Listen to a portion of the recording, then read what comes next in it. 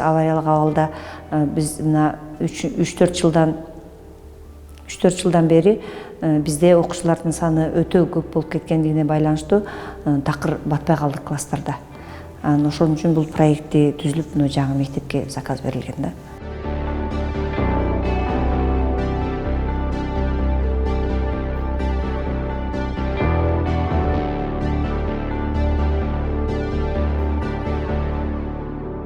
Биз көп жерлерге кайрылдык. Мына шаардын жетекчи мэрине бардык жактарга кайрылбаган жерибиз калбады.